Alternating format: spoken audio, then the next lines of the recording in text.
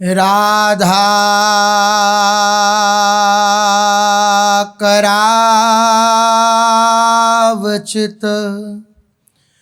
पल्लव वल्लरी के राधा पदांक विलसन मधुर स्थली के राधा यशो मुखरमात खगावली के राधा विहार विपिने रमता मनो में प्रेमानंद उत्पुलकित गात्रौ विद्युद्धाराधर समकांति श्री राधा कृष्णौ मनसि दधानं वन्देऽहं श्रीहितहरिवंशम् वन्देऽहं श्रीहितहरिवंशम् राधा राधा राधा राधा राधा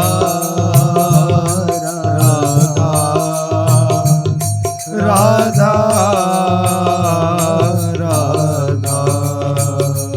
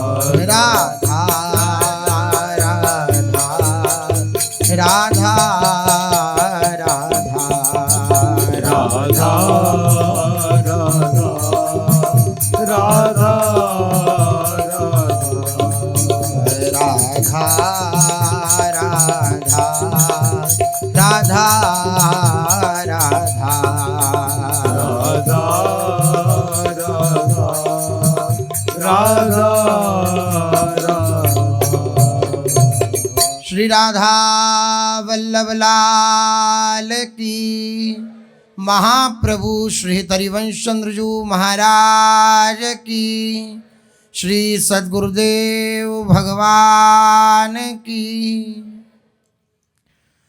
रसघन मोहन मूर्ति ठाकुर श्री राधा वल्लभ लाल जू, अनंतानंत सखियों की प्राण सजीवन मूरी श्री लाडली जू एवं इन युगल स्वरूपों को हृदय में नित्य नवीन रूप से दुलार करने वाले श्री सद्गुरुदेव भगवान के श्री चरणों में दंडवत प्रणाम है। जीवन में कैसी भी परिस्थिति आ जाए, चाहे लाभ युक्त चाहे हानि से युक्त कैसी भी परिस्थिति जीवन में आ जाए, लेकिन श्री हरि के चरणों में, प्रभु के चरणों में बस एक ही प्रार्थना बनी रहनी चाहिए कि प्रभु आपका विस्मरण ना हो, आपकी स्मृति बनी रहे, आप मेरे हो, इस बात का कभी विस्मरण ना हो। तो बड़ी से बड़ी परिस्थिति, सुखद या दुखद, वे हमारे चित्त को प्रभावित नहीं कर पाएगी, क्योंकि छोटी छोटी बात हमारे चित्त को प्रभावित कर देती हैं, प्रभाव में ले आती हैं। किसी ने कुछ कह दिया, किसी ने कुछ बोल दिया, या किसी ने बहुत प्रशंसा कर दी, किसी ने खूब बढ़ा चढ़ाकर हमें कह दिया, दोनों ही बात प्रभावित करती हैं, दोनों ही बात चित्त को प्रभावित करती हैं। और उस प्रभाव का परिणाम यह होता है भगवत विस्मृति। उस प्रभाव का, चाहे वह लाभ युक्त हो या हानि युक्त हो, उन दोनों ही वृत्तियों का प्रभाव क्या होता है? भगवान का विस्मरण। और विस्मृति हो गई अगर प्रभु की, तो फिर क्या लाभ रहा? और जो भूलें भले भूलें, पर तुम जनी भूलो मालाधारी।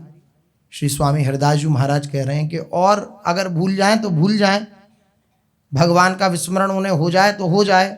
संसार में हैं, भटक रहे हैं, अनेक क्लेशों को भोग रहे हैं, लेकिन जिसने भेष धारण कर लिया, माला धारण कर ली, वह अगर हरि को भूल जाएं तो ये बड़ा ही कष्टप्रद है, श्री स्वामी जी महाराज कह रहे हैं। और विस्मृति केवल इन दोनों में तन में होने से होती है। या तो किसी ने रागात्मक वचन कह दिए, तो उस रागात्मक वचन का चिंतन करने से, ये मुझसे कितना प्यार करता है, ये मुझसे कितना लगाव रखता है, ये मेरे विषय में कितना सोचता है। अब रागात्मक चिंतन होने से ये बात अगर हृदय में आ जाए कि प्रभु इस रूप में दुलार कर रहे हैं, तो बच गए। लेकिन उस व्यक्ति विशेष का आदर होने लगता है, ये हमारा पक्ष का है, ये हमारी सुनने वाला है, ये हमारा सम्मान करने वाला है, ये हमारी मानने वाला है। अब क्या हुआ? भगवान की तो विस्मृति हो गई ना, हम उसमें भगवान देख करके भगवान का स्मरण कर रहे हैं, ना नाम रूप लीला धाम का आश्रय लेते हुए उस क्षण भगवान का स्मरण कर रहे हैं। पूर्ण रूपेण वृत्ति कहाँ चली गई? उस रागात्मक व्यक्ति वस्तु स्थान में, या फिर द्वेषात्मक, ये मेरा विपक्षी है, ये मैं जैसा कहता हूं वैसा नहीं बोलता, जैसा कहता हूं वैसा नहीं चलता, या मेरी बुराई करता है, मेरी निंदा करता है। ये द्वेषात्मक चिंतन, ये भी भगवान की विस्मृति करा ही देता है, भगवान का स्मरण नहीं होने देता, भगवत विस्मृति करा देता है। इसलिए इन दोनों से बचना है, रागात्मक वृत्ति से भी बचना है और द्वेषात्मक वृत्ति से भी बचना है। और गुरुजनों के द्वारा ये बात उपदिष्ट है कि अगर राग नहीं होगा तो द्वेष भी नहीं होगा। केवल और केवल रागात्मक वृत्ति से बच गए तो फिर द्वेष हावी नहीं हो सकता। हमारे हृदय में ये लालसा है कि अमुक व्यक्ति हमारा सम्मान करे, तो वो जब अपमान करेगा तो द्वेष आदि उत्पन्न होंगे। जब ये भावना ही नहीं है रागात्मक के वह सम्मान करे, तो द्वेष का कोई चांस ही नहीं है, कोई मार्ग ही नहीं है कि द्वेष हृदय में प्रवेश कर जाए। राग ही द्वेष को प्रकट करता है। हमारी किसी व्यक्ति पर आसक्ति है प्रगाढ़, और वो हमारे प्रतिकूल हो जाए, तो बस हम भले ही उससे कितना भी प्रेम करते हों, लेकिन हम उसके विपरीत हो जाएंगे, उससे द्वेष करने लगेंगे। जो निजता की बातें होंगी वह भी हम प्रदर्शित करने लगेंगे। क्यों करने लगेंगे? आसक्ति जो थी, राग जो था, उसमें विरोध उत्पन्न हुआ,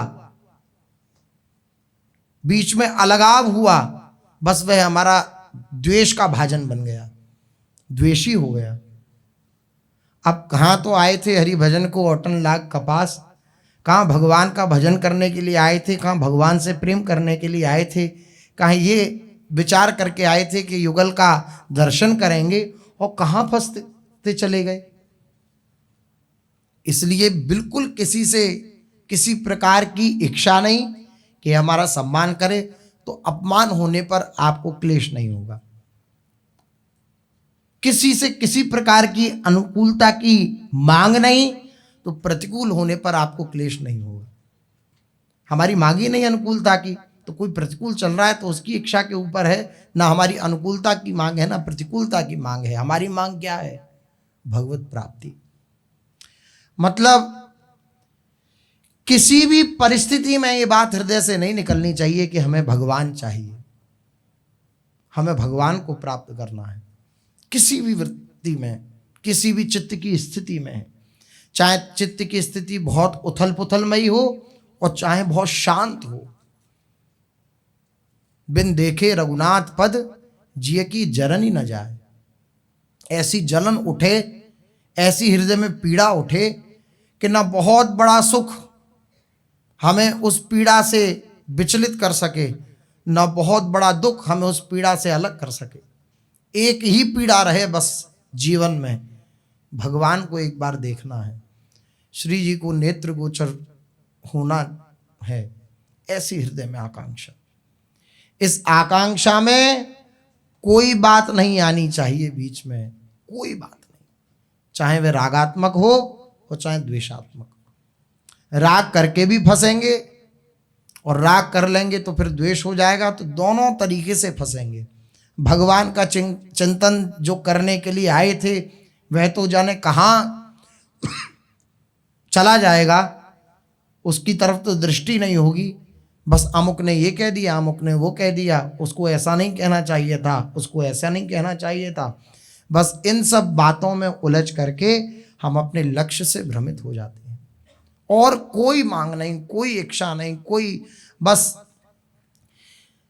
जिद पकड़ ली जाए प्रभु की प्राप्ति की, प्रभु के दर्शन की।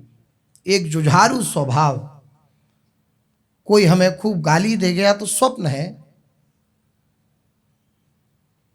अच्छा, स्वप्न 99% असत्य होता है और 1% सत्य होता है क्या? ऐसा होता है? 100% असत्य होता है, 100%। और भगवान शंकर की बात कौन टाल सकता है? भगवान शंकर कह रहे हैं उमा जी से, उमा कहूँ मैं अनुभव अपना, सत हरि भजन जगत सब सपना। भगवान शंकर के वचन हैं, वैष्णवों के आचार्य हैं भगवान शंकर, और ज्ञानियों के शिरोमणि हैं भगवान शंकर। वह अपना अनुभव कह रहे हैं। उनका अनुभव क्या है? माता पार्वती से कह रहे हैं कि उमा, मेरा एक मात्र यही अनुभव है कि सारा संसार झूठा है, स्वप्न है, और भगवान का भजन ही सत्य है। तो जब ये सारा संसार स्वप्न है, तो यहाँ किसी से किसी के प्रति द्वेष भाव कोई हमारे ऊपर कर रहा है, गाली आदि दे रहा है, तो वो क्या है? स्वप्न ही तो है।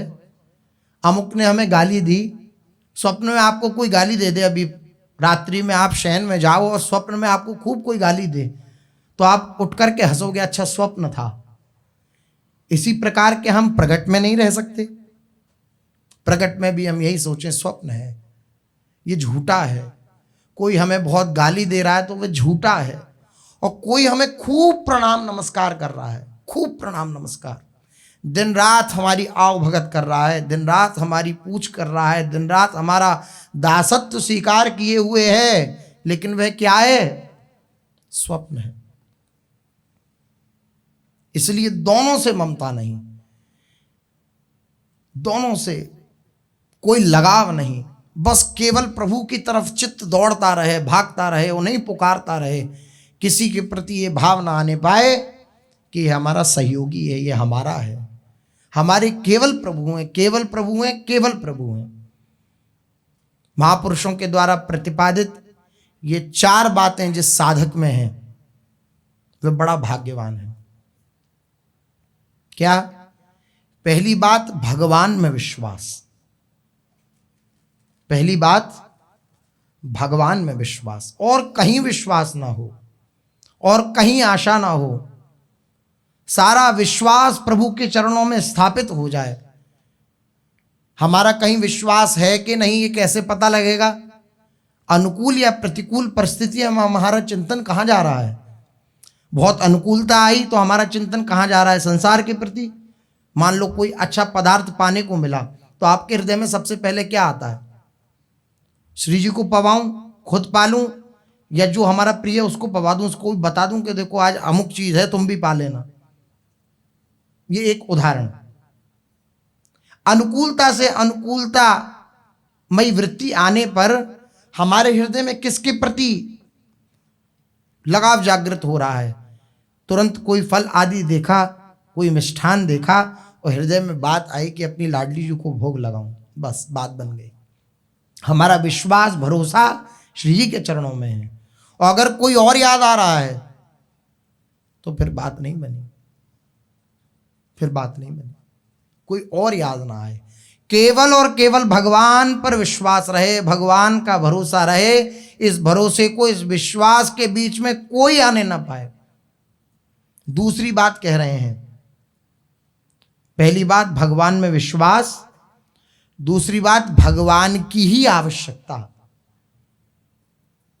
कोई पूछे कि आपकी जीवनचर्या में आपको कोई आवश्यकता हो तो बतलाइए,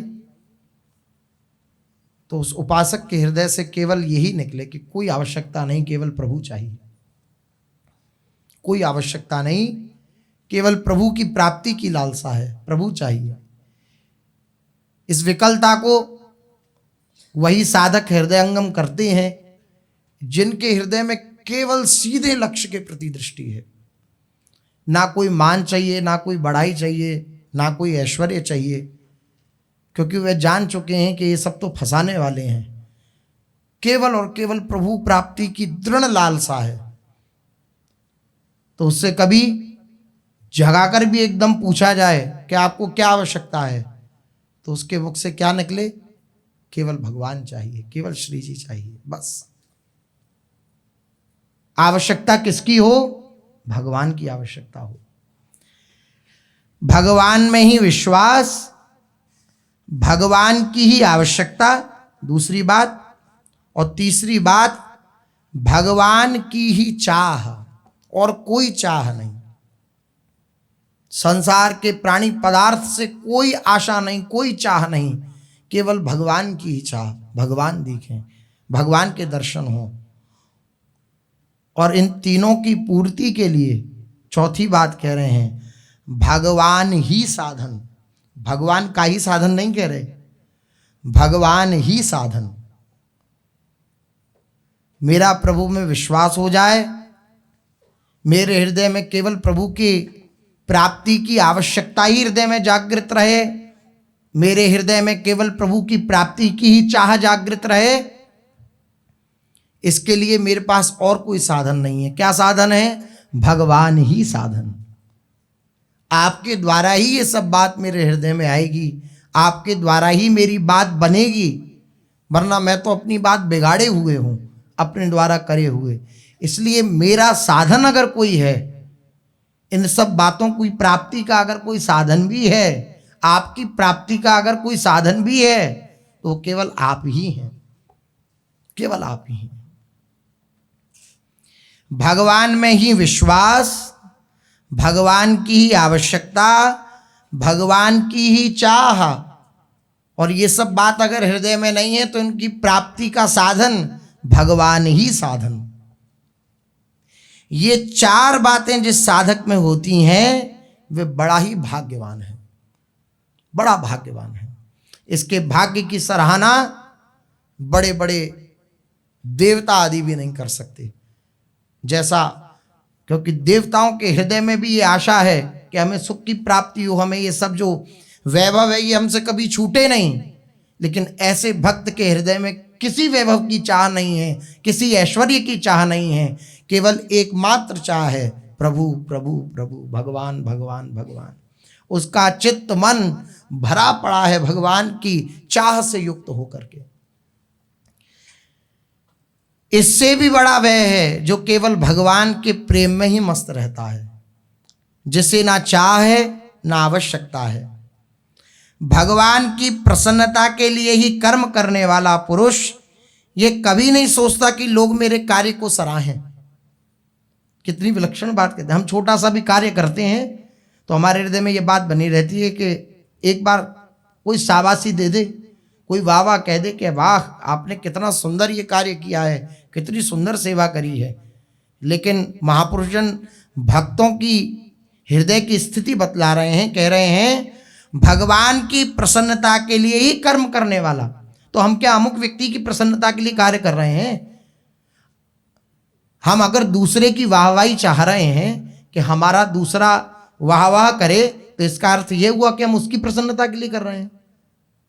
लेकिन जो केवल और केवल भगवान की प्रसन्नता के लिए अपनी सेवा कार्य करता है, उसके हृदय में ये कभी नहीं आता कि कोई मेरे कार्य को सराहे, मेरी बड़ाई करे, मेरा सम्मान हो, मेरी जीवनी लिखी जाए, मेरे स्मारक बने। ये सब बात उसके हृदय में कभी नहीं आती। जिसके हृदय में केवल भगवान को प्रसन्न करने की चेष्टा है, भगवान को प्रसन्न करने की कामना है, ये इच्छाएं तो उसी में रहती हैं जो तुच्छ विषयों का गुलाम है। विषयों को भोगने की इच्छा उसके हृदय में है। अब जब तक बाहरी लोगों की चाटुकारिता नहीं करेगा तब तक उसे विषय भोग कैसे मिलेंगे? इसलिए वो बाह्य लोगों की चाटुकारिता करता है, उनसे वाहवाही पाने की आकांक्षा करता है और अपने हृदय में ये भाव रखता है कि ये मेरी इच्छाओं की पूर्ति करेंगे। वो विषयी है, वो भगवदीय नहीं है, वो विषयी है।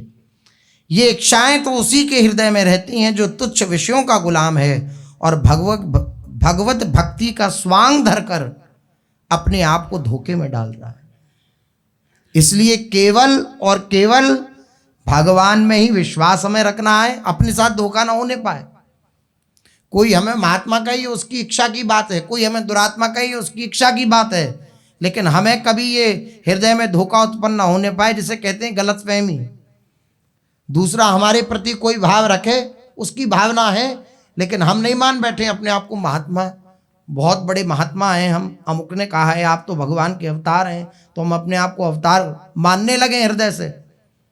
और चार लोग कहते हैं तो हृदय कहने लगता है अच्छा कोई विशेषता तो है, जब भी कह रहे हैं लोगों को दिख रही है। तो ये बात कभी ना आने पाए हृदय में, कभी ना आने पाए।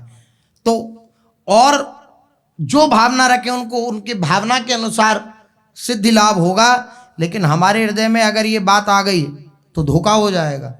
इसलिए महापुरुष जन कर रहे हैं कि अपने आप को धोखे में न डालें, अपने हृदय में बार बार जांच करते रहें कि हमारा भगवान में विश्वास है कि नहीं, हमारे जीवन में केवल भगवान की आवश्यकता है कि नहीं, हमारे हृदय में केवल भगवान की चाह है कि नहीं। ये बात बार बार हृदय में परखते रहें, जांचते रहें और इसके अनुसार अपनी जीवनचर्या को बनाएं।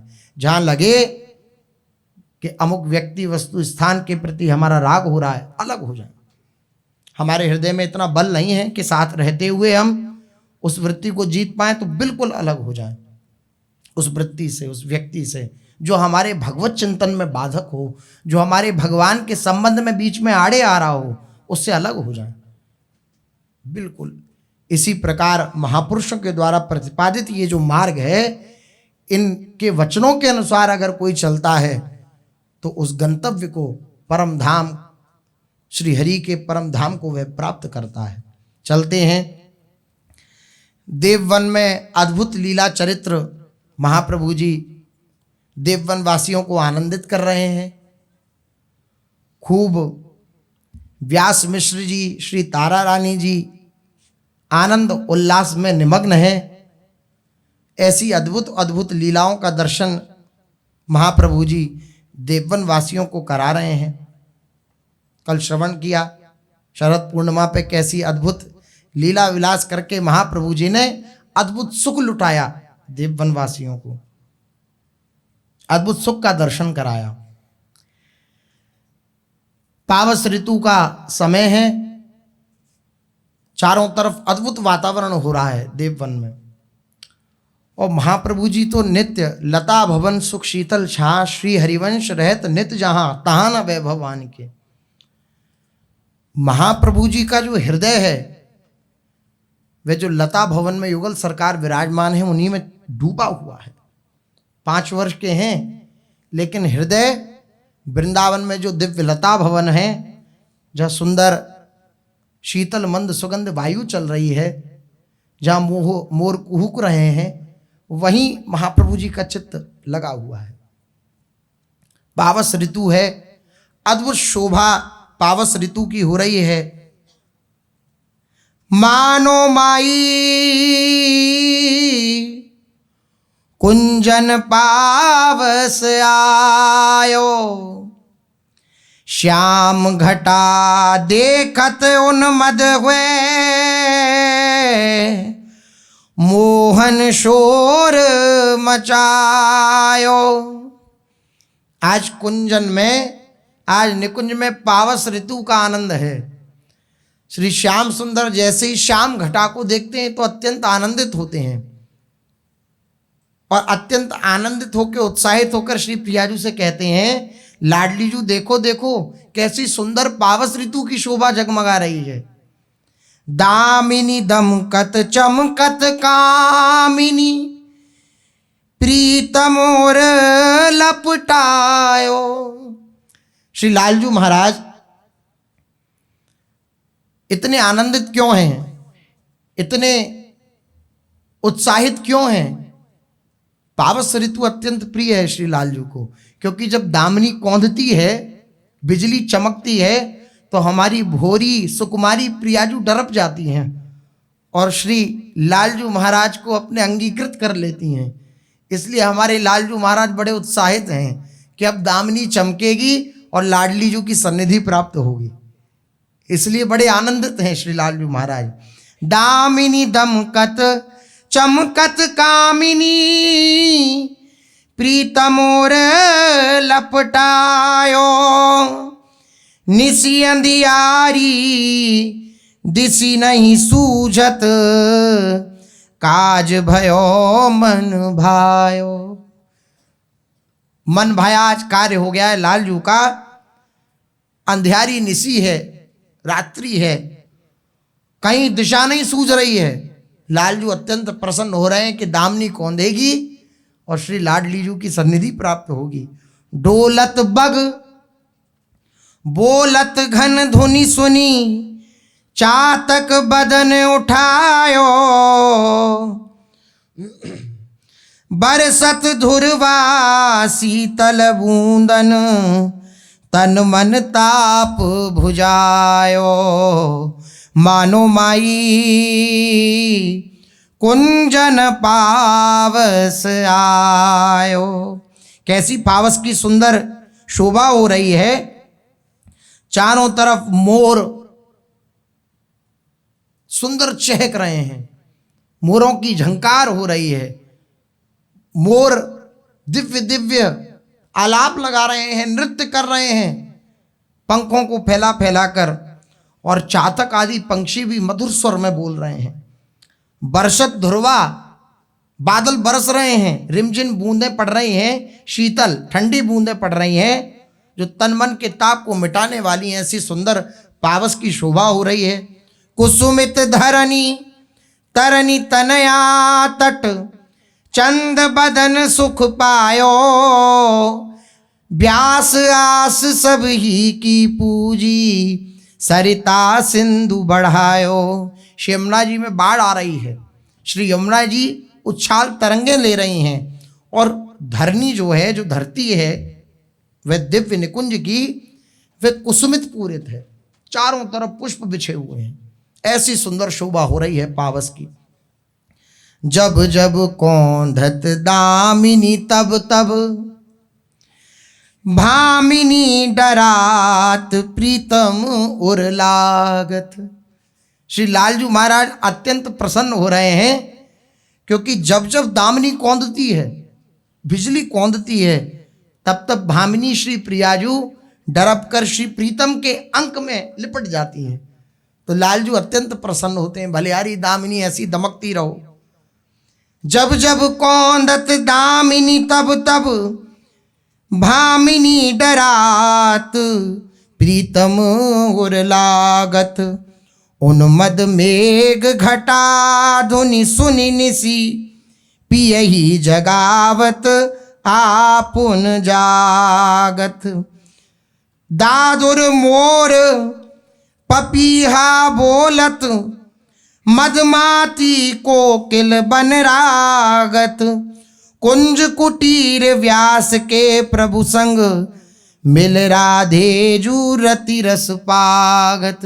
दिव्य कुंज कुटीर में श्री प्रियालाल रिमझिम बूंदें पड़ रही हैं, सावन मास है, पावस की ऋतु है और सुंदर सुख श्री प्रियालाल आनंदित हो रहे हैं। दादुर बोल रहे हैं, मोर बोल रहे हैं, पपिया बोल रहे हैं, चारों तरफ मधुमाती कोकिल बोल रहे हैं, दामिनी चमक रही है। श्री प्रियालाल अद्भुत सुख का अनुभव कर रहे हैं। पावस ऋतु, सावन का महीना। श्री व्यास मिश्र जी के हृदय में बात आई कि झूले का समय है, झूलन लीला होनी चाहिए। श्री युगल सरकार श्री राधा मोहन जी की झूलन लीला होनी चाहिए, तो सुंदर झूला डाला गया है। पावस ऋतु श्रावण मास के समय रसिकजन अपने प्रिया प्रीतम का झूलन उत्सव करते हैं। इसी महीने में श्री व्यास मिश्र जी ने भी अपने बगीचे में एक कदम्ब के वृक्ष पर सुंदर झूले की रचना करी। तत्पश्चात उन्होंने अपने ठाकुर श्री राधा मोहन जी का बड़ा सुंदर श्रृंगार करके उन्हें झूले पर विराजमान किया और स्वयं प्रिया प्रीतम का गुणगान करते हुए धीरे धीरे प्रियालाल को झूला झुलाने लगे, राधा मोहन जी को झूला झुलाने लगे। इतने में श्री व्यास जी को स्मरण आया कि हमें तो भोग तैयार करना है, अब झूला पे भोग पधराया जाएगा, भोग पाएंगे श्री ठाकुर जी।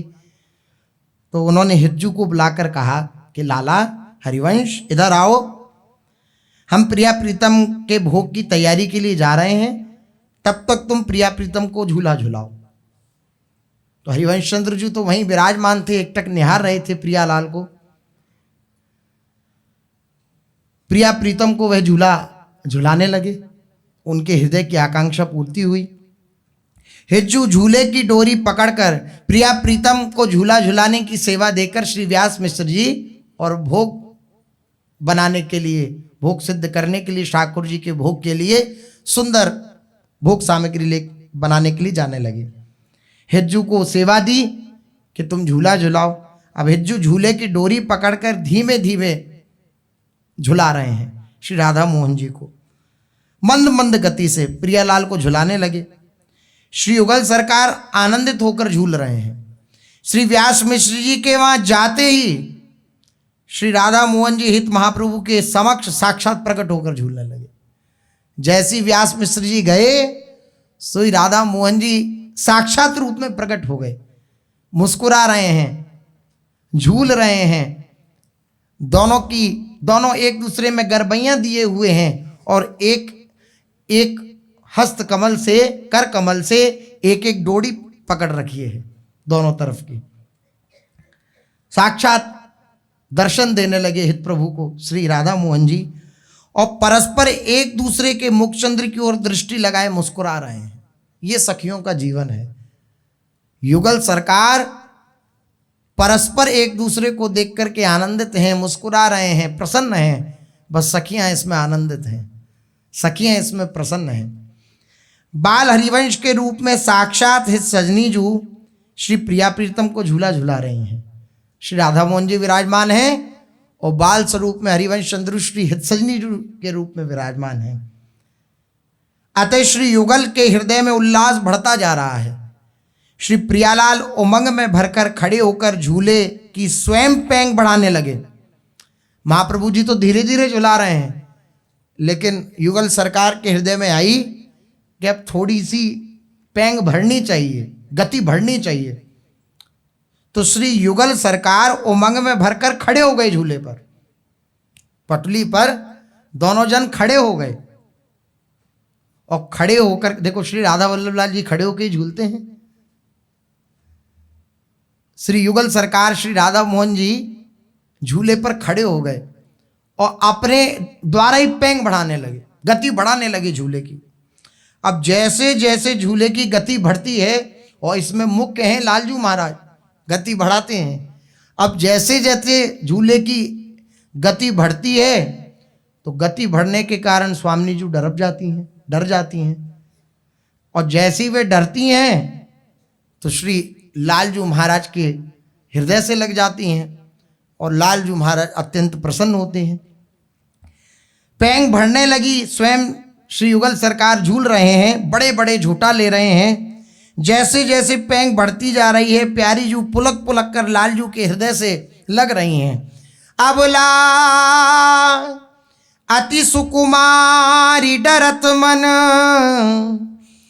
वर हिंडोर जकोर, पुलकी पुलकी प्रीतमोर लागत, दे नवरज को। वे अबला अति सुकुमारी श्री प्रियाजू महाराज जब पेंग भरती है, गति बढ़ती है झूले की, तो डर कर श्री लालजू के हृदय से लग जाती हैं। तो पुलक पुलक प्रीतम उर लागत, प्रियाजू पुलक रही हैं, इधर लालजू पुलक रहे हैं, और प्रीतम के हृदय से श्री लाडली जू लगी हुई हैं। ऐसी सुंदर शोभा को देखकर सखियां बार बार तृण तोड़ती हैं, बलिहारी जाती हैं, आशीष देती हैं, युगल सरकार ऐसे ही आप प्रसन्न रहो, मुस्कुराते रहो, आनंदित रहो। इस प्रकार से जब झूले की गति तीव्र हुई तो हिज्जू के हाथ से झूले की डोरी छूट गई। अब गति तेज होगी, अब युगल सरकार अपने स्वयं ही झूल रहे हैं, गति बढ़ा बढ़ा के, तो डोरी छूट गई महाप्रभु जी के हाथ से। हित प्रभु सम्मुख खड़े हो गए फिर, और खड़े होकर के युगल किशोर सरकार की वे झूलन झांकी की अद्भुत शोभा, उस शोभा का दर्शन कर रहे हैं, आनंदित हो रहे हैं। महामोद उनके हृदय में प्रकट हो रहा है और वे प्रेम मग्न हो रहे हैं। पीतांबर कटिते खिस्यो ओ मुरली वनमाल, मोर चंद्रिका शीस ते सर की आड़ जुभाल, झूलत ही दइये सबे हित जी के कर सोही, पुनि स्वरूप अंतर भयो श्री हित जी रहे जोही। हित जानी झूलत रहे फिर डोरी कर लीन, पीतांबर सामा सबे बाएं कर में कीन, सामा भोग जुले के आए हैं श्री व्यास, पीतांबर मुरली लसे श्री हित जी के पास। झूले की तीव्रता बढ़ी, झूले की गति बढ़ी। अब झूले की जब गति बढ़ी तो लालजू का पीतांबर कटि प्रदेश से खिसकने लगा, जो पीतांबर ओढ़ रखा था। तो श्री लालजू महाराज ने पीतांबर लिया और हित प्रभु को दे दिया कि तुम लो, ये गति बढ़ेगी। तो पीतांबर खिसका और श्री लालजू महाराज ने कहा, लो हरिवंश, इसे स्वीकार करो। बड़े प्रसन्न हुए महाप्रभु जी। झूले की तीव्रता के कारण लालजू का पीतांबर कटि प्रदेश से खिसकने लगा, तो उन्होंने अपना पीतांबर हरिवंश चंद्र जी को बुला करके उन्हें प्रदान किया। अब धीरे धीरे वंशी भी दे दी, वनमाला भी दे दी, मोर चंद्रिका आदि एक एक करके सभी श्री प्रभु को दे दिया। ठीक इसी प्रकार से श्री जी ने भी अपना नीलांबर एवं आभूषण हितजू को दे दिए कि झूले में कोई विक्षेप ना हो, खूब गति से हम झूलें। इतने में श्री व्यासजू भोग अमनिया कर कर आए। तब तक स्वयं झूले की गति मंद हो गई थी। महाप्रभु जी दूर खड़े होकर दर्शन कर रहे हैं और अंतर्यामी प्रभु हैं, व्यास मिश्र जी आने वाले हैं, तो पहले ही गति मंद हो गई। कहीं महाप्रभु जी को डांट नहीं पड़ जाए कि इतनी जोर से क्यों झुला रहे हो, तो इसलिए पहले से युगल सरकार ने अपने झूले की गति मंद कर ली। श्री प्रिया प्रीतम पूर्व श्री विग्रह के रूप में फिर झूलने लगे, फिर विराजमान होकर झूलने लगे। श्री व्यास मिश्र जी ने देखा कि बालक हरिवंश अपने बाएं हाथ में युगल के वस्त्राभूषण लिए हुए हैं, प्रेम मगन होकर मंद मंद गति से झुला रहे हैं। बाएं हाथ में वस्त्राभूषण लिए हैं और सीधे हाथ से झुला रहे हैं। नित्य निकुंज में भी युगल के तत्सुख भाव में पगी सखियां श्री प्रिया प्रीतम को सुख प्रदान करने के लिए बड़े सुंदर हिडोल की रचना करती हैं। कंचन रुचिर हिंडोरा बन्यो, मणिमय जटित मनोहर ठन्यो, झूलत रसिक राधिका मोहन, निरखी नैन भावत दिन जोहन। सुंदर कंचन का सुंदर हिंडोल रचा जाता है और उस हिंडोल पर श्री युगल सरकार विराजमान होकर श्री राधा मोहन जी झूलते हैं। झूलत रसिक राधिका मोहन, निरख नैन भावत दिन जोहन। सारी सखियां उन्हें निरख निरख कर बार बार बलिहारी जाती हैं। श्री राधा मोहन जी झूल रहे हैं, कैसी अद्भुत शोभा हो रही है। झूलत मोहन राधा लाल, अब छवि बढ़ी है अगाधा लाल, अब छवि बढ़ी अगाधा राधा मोहन, रंग भरे झूले। पचरंग पाट गहे कर डोरी, अमल कमल मुख फूले। फरकत छोर पीत पट सारी, नील वसन छवि ऐसे, कौंदी कौंदी मनु दुरत सजल घन, ओ पितामिनी जैसे। आहा, श्री राधा मोहन जी आज झूल रहे हैं, ऐसी अद्भुत अगाध शोभा हो रही है जिसका वर्णन करना संभव नहीं है। ऐसी छवि बड़ी हुई है राधा मोहन जी की कि सब सखियां आनंदित हो रही हैं श्री युगल सरकार को देख करके, राधा मोहन जी को देख करके।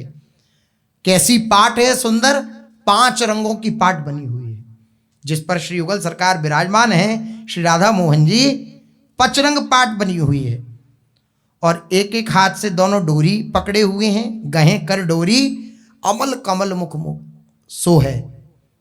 कमल जैसे अमल होता है, मलयुक्त नहीं होता, अमल होता है कमल, इसी प्रकार मुख कमल श्री प्रियालाल का झलमला रहा है, कमल की भांति प्रफुल्लित। फरकत छोर पीत पट सारी, नील वसन छवि ऐसे। जब पैंग बढ़ती है युगल सरकार के झूले की तो पीतांबर और नीलांबर ऐसे फड़कता है, अद्भुत शोभा होती है जब वायु के प्रभाव से पीतांबर और नीलांबर फड़कता है। आह, कैसे फड़कता है, कैसी सुंदर शोभा होती है। निरखी सखी नीलांबर को छोर, जब नीलांबर फड़कता है श्री प्रियाजू का तो सारी सखियां कहती हैं देखो देखो कैसी सुंदर शोभा हो रही है प्रियाजू के नीलांबर की। निरखी सखी नीलांबर को छोर, झूमी रयो मनुवदन चंद्र पर, अध घूंघट घन घोर। निरखी सखी नीलांबर को छोर, देखो देखो नीलांबर की कैसी शोभा हो रही है, कैसा झूम रहा है वह नीलांबर वदन चंद्र पर, जो प्रियाजू ने सुंदर घूंघट के साथ धारण कर रखा है और झूले पर वायु के प्रभाव से जो वो फहरा रहा है, फरफरा रहा है, कैसी अद्भुत शोभा हो रही है उसकी। हसन लसन दसनन दामिनी दुति, बरसत सुख नहीं थोर। और बीच बीच में लालजू की तरफ देखकर जब प्रियाजू मुस्कुरा देती हैं, हंस जाती हैं, तो लालजू अत्यंत आसक्त चित्त हो जाते हैं।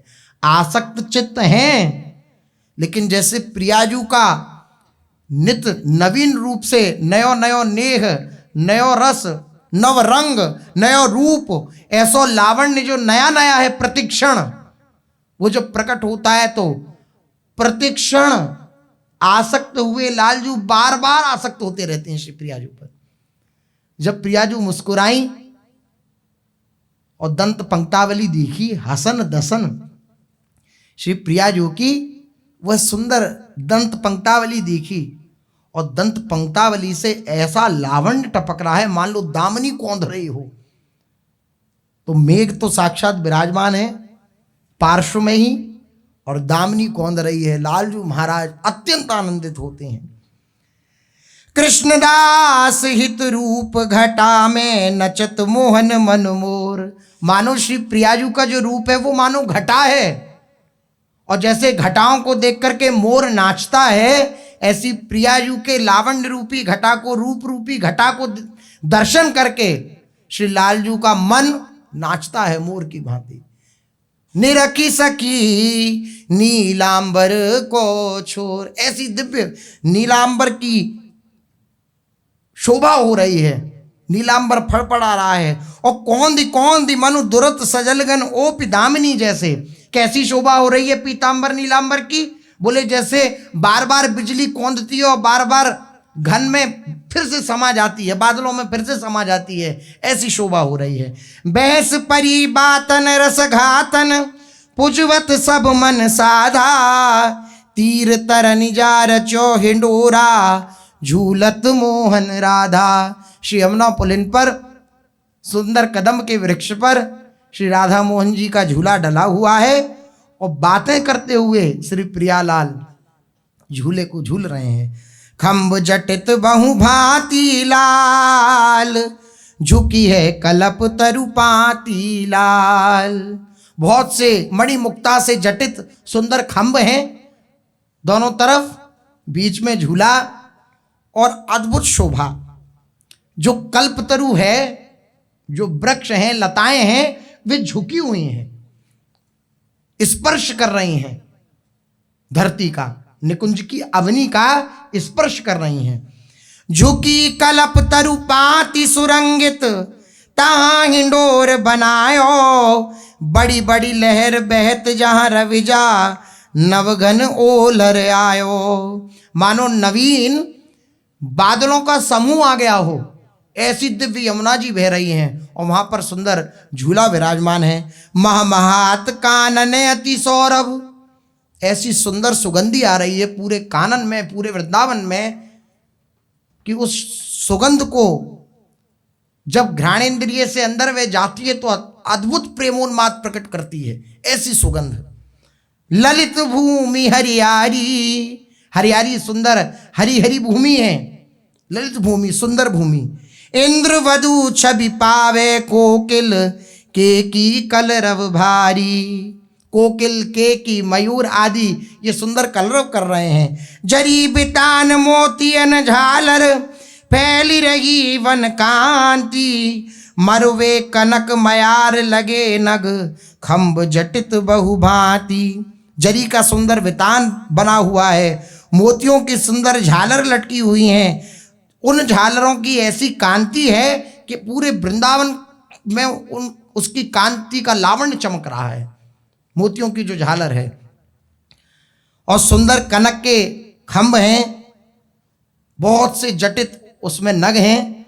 रमकत हैं भुज जोरे लाल देत कबहू झक जोरे लाल।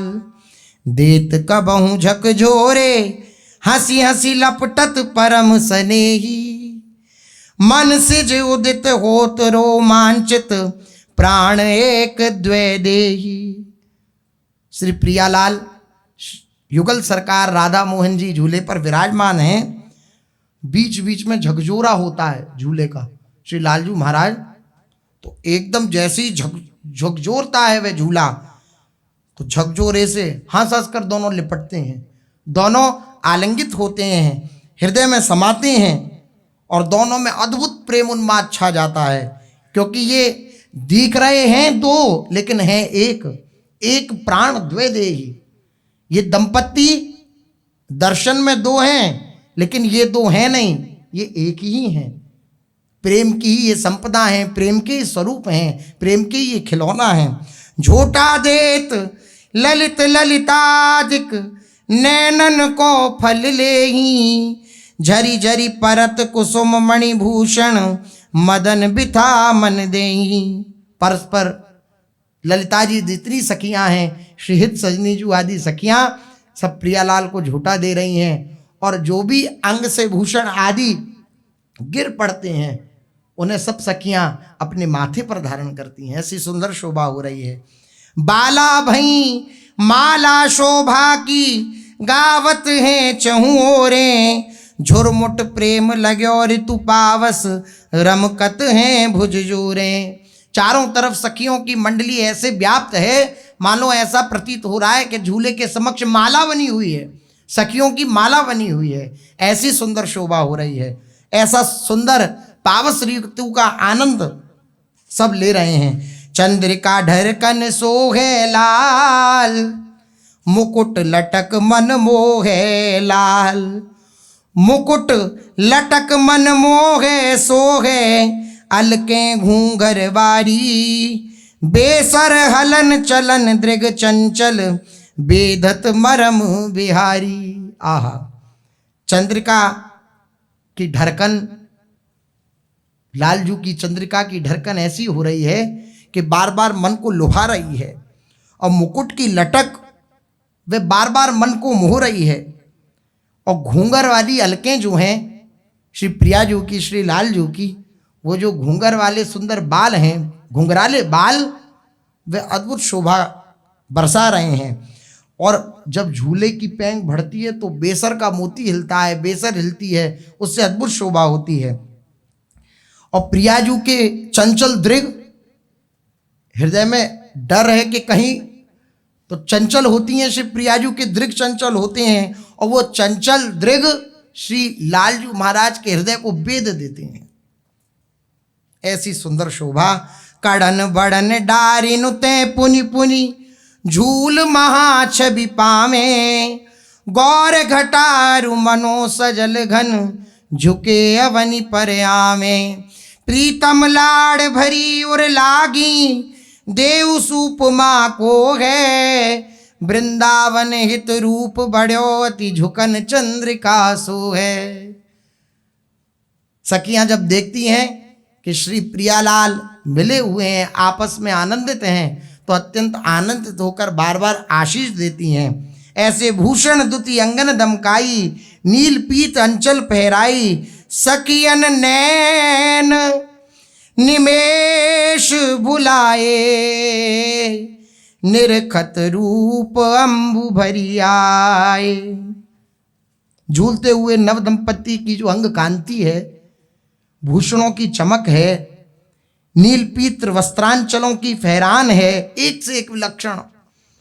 सखियां तो पलकें गिराना भूलकर अपलक नेत्रों से युगल छवि को देखती रह गई। ऐसी सुंदर शोभा। पलकें नहीं गिर रही हैं सखियों की,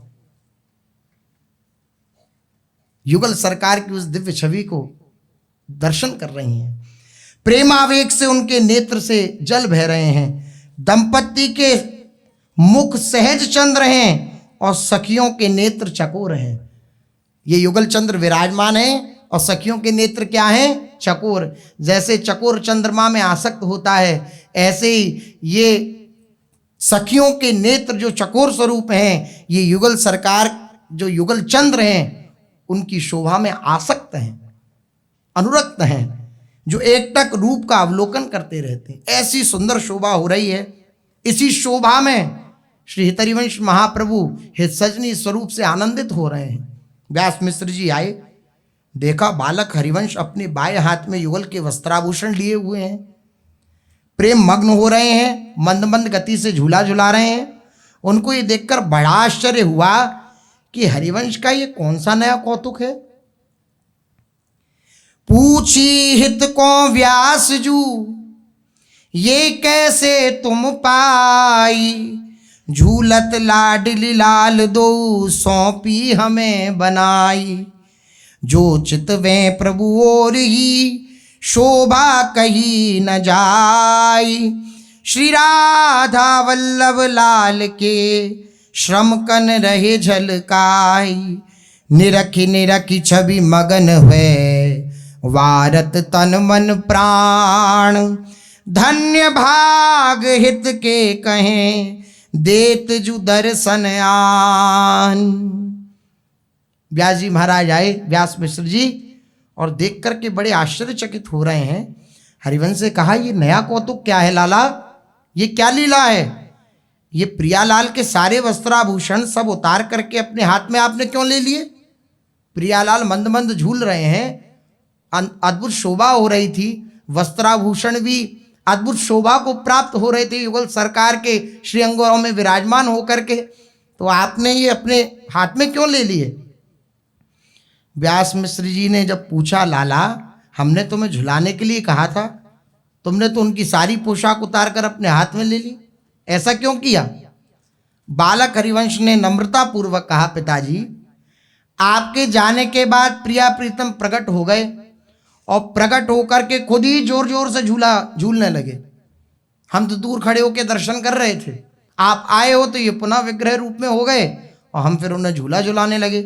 आप चले गए थे तो प्रिया प्रीतम साक्षात प्रकट हुए और हम तो दूर खड़े हो गए। इतनी जोर की पैंग बढ़ाई इन्होंने कि हम तो दूर खड़े होकर दर्शन करने लगे। उनके वस्त्राभूषण जब खिसकने लगे तो उन्होंने ये सब वस्त्राभूषण उतार के हमें दे दिए, हमें प्रदान कर दिए। मैंने स्वयं नहीं है पिताजी, बार बार महाप्रभु जी कह रहे हैं, मैंने स्वयं नहीं लिए। श्री व्यास मिश्र जी ने श्री प्रिया प्रीतम की ओर देखा तो उनके श्रीमुख पर अब भी पसीने की बूंदें थी। श्री विग्रह रूप में विराजमान है, लेकिन हरिवंश चंद्रजू की बात कहीं असत्य ना हो जाए। यद्यपि अत्यंत दुलार वात्सल्य व्यास मिश्र जी के हृदय में है और अनंत कौतुक देख ही चुके हैं, फिर भी व्यास मिश्र जी को भी प्रियालाल के दिव्य स्वेद के दर्शन हो, इसलिए प्रियालाल ने अपनी स्वेद बिंदु छोड़ दी, पसीने की बूंदें छोड़ दी। श्री व्यास मिश्र जी ने देखा कि प्रिया प्रीतम के श्रीमुख पर अब भी पसीने की बूंदें झलक रही हैं। श्री हिज्जू के भी प्रेम में अश्रु टपक रहे हैं, शरीर रोमांचित हो रहा है, बड़े आनंदित हुए, बड़े प्रसन्न हुए। श्री व्यास मिश्र जी ये देखकर समझ गए कि ये तो इतने प्रेम में डूबे हुए साक्षात प्रियालाल ने ही इनको ये सब दिया है, क्योंकि प्रियालाल की निज सखी है ना, प्रियालाल पर पूर्ण अधिकार सखियों का है। प्रियालाल की अगर प्राप्ति होती है तो सखियों की कृपा से होती है। बार बार हरिवंश चंद्रजू के चरणों की तरफ भी व्यास मिश्र जी देखते हैं कि जैसा सुख तुम्हें प्राप्त हो रहा है ऐसा सुख हमें भी कभी प्राप्त हो, हमें भी दर्शन हो ऐसे कि युगल सरकार आनंदित होकर झूला झूल रहे हैं, हमें भी ऐसा दर्शन हो। तो बार बार, क्योंकि हित सजनी के स्वरूप हैं श्री हरिवंश चंद्रजू, तो बार बार उनके चरणों में न्यौछावर हो रहे हैं, बार बार उनके चरणों में, क्योंकि युगल सरकार ये सखियों के धन हैं। जुगल प्रेम रस कोस तहाँ की अधिकारिणी जू सहेली, प्रणम प्रथम चरण तिन दत्त बरनो कानन रस केली, मोहि सुमति दायक सब लायक गौर श्याम हित बेली, वृंदावन हित रूप कुंज संतत प्रिय प्रिया नवेली। ये जो जुगल प्रेम का रस है, ये जो रस का कोश है, इसकी अधिकारिणी जो है युगल प्रेम की, ये सहेलियां हैं, सखियां हैं श्री प्रियालाल की। इसलिए प्रथम प्रणव चरण तिन दत्त, सबसे पहले सखियों के चरणों की वंदना, तिन सखियन की कृपा मनाऊं तब या रस को कनिका पाऊं। ध्रुवदास जी भी कहते हैं इन सखियों की चरण धूली, इन सखियों को प्रणाम करना है, प्रातः उठकर रोज उन्हें प्रणाम करना है, क्योंकि इन सखियों की कृपा से ही ये जो सखियों की संपत्ति है, दंपत्ति, ये उपासक को सखियां प्रदान कर देती हैं। ये सखियां श्री युगल की अधिकारिणी हैं। श्री लालजू का रहस्य श्री प्रियाजू जानती हैं और श्री प्रियाजू का रहस्य श्री लालजू जानते हैं, लेकिन सखियां इन दोनों के रहस्य को जानती हैं। सखियों की ऐसी महिमा है, जो पथ रसिक महामति जाने, रासेश्वरी जनायो, कहे सुने अनुसरे सुमति नर, वांछित सब ने पायो, कुमति जु तर्क उठावे अजहू, दई जिने भरमायो, वृंदावन हित रूप कृपा जनितन ही के उर्भायो। जो तर्क से इस युगल की परिचर्या को प्राप्त करना चाहते हैं वे कभी प्राप्त नहीं कर सकते। तर्क से इनकी सेवा परिचर्या प्राप्त नहीं हो सकती, इनका दर्शन प्राप्त नहीं हो सकता। कुमति जो तर्क उठा में अजहू दई जिन्हें भरमायो।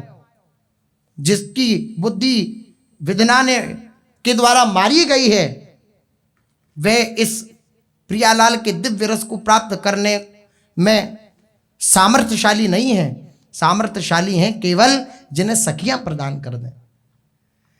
प्रीति परख प्रीतम ही जाने जाहिए लगन लगी है। के जाने प्राणन की प्यारी जो रस गहर पगी है। श्री लालजू के हृदय में जो प्रेम है वो प्रीति की परख श्री लालजू का हृदय ही जानता है या लाडली जू जानती हैं। और लाडली जू के हृदय की बात ये केवल लालजू जानते हैं। और के जाने मरमी जू सहेली दूह ही यही लग खगी हैं। वृंदावन हित रूप निहारिनी बियद्रग भूख जगी है। इन दोनों के प्रेम की, इन दोनों के रहस्य की बात केवल और केवल सखियां जानती हैं। इसलिए इन सखियों की कृपा से ही युगल का दिव्य साक्षात्कार होता है। युगल रूपी संपत्ति, दंपत्ति रूपी संपत्ति ये सखियों की थाती है, सखियों का धन है। ये जिसे प्रदान करना चाहें उसे प्रदान कर सकती हैं। इसलिए व्यास मिश्र जी बार बार श्री हित महाप्रभु के चरणों की तरफ वंदना कर रहे हैं कि कभी हमारा भी ऐसा सौभाग्य उदय हो कि जैसा हरिवंश चंद्र जी को सौभाग्य मिलता है कि हमें भी ऐसा सौभाग्य मिलेगा। इसलिए बार बार उनके चरणों में वंदना करते हैं। श्री व्यास मिश्र जी ये देखकर समझ गए कि ये तो इतने प्रेम में डूबे हुए साक्षात प्रियालाल ने ही इनको ये सब दिया है। श्री व्यास मिश्र जी ने अपने वस्त्र से बालक हरिवंश चंद्र जी के आंसू पहुंचकर उन्हें हृदय से लगा लिया। हित महाप्रभु की कौतुकता एवं सुंदरता का वर्णन नहीं किया जा सकता। ऐसी अद्भुत अद्भुत लीला महाप्रभु करते हैं। उनके अद्भुत चरित्र हैं जिनकी गणना नहीं की जा सकती। बाल चरित्र अद्भुत हैं श्री महाप्रभु जी के जिनकी गणना नहीं हो सकती। शेष चर्चा आगे। श्री राधा वल्लभ लाल की